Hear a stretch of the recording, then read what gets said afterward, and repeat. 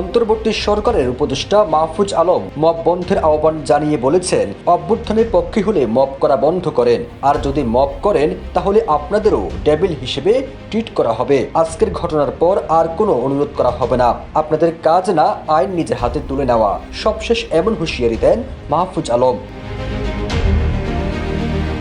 নিজের ফেসবুক পেজে এমন হুঁশিয়ারি দিয়ে এই উপদেষ্টা আরো বলেন, কথিত আন্দোলন আর মবের মহড়া আমরা এখন থেকে শক্ত হাতে মোকাবেলা করব।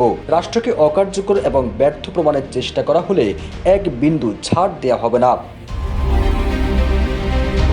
মাহফুজ আলম আরো বলেন, আপনারা 1.5 দশক পর শান্তিতে ধর্ম ও সংস্কৃতি পালনের সুযোগ পেয়েছেন। আপনাদের আহমকি কিংবা উগ্রতা আপনাদের যে শান্তি বিনষ্টের কারণ হতে যাচ্ছে। জুলুম করা থেকে বিরত থাকেন, নয়তো আপনাদের উপর জুলুম অবধারিত হবে। পবিত্র কোরআনের একটি আয়াত উল্লেখ করে তিনি বলেন, জুলুম করবেন না, জুলুমের শিকারও হবেন না। এটাই আপনাদের কাছে শেষ অনুরোধ।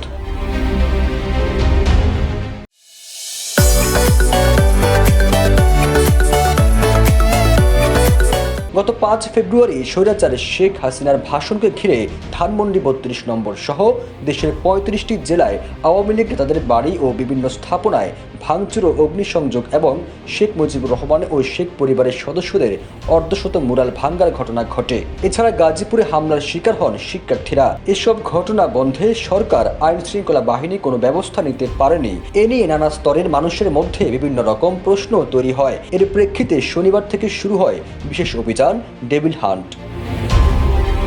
ফিরোজ আলম, যাই দিন।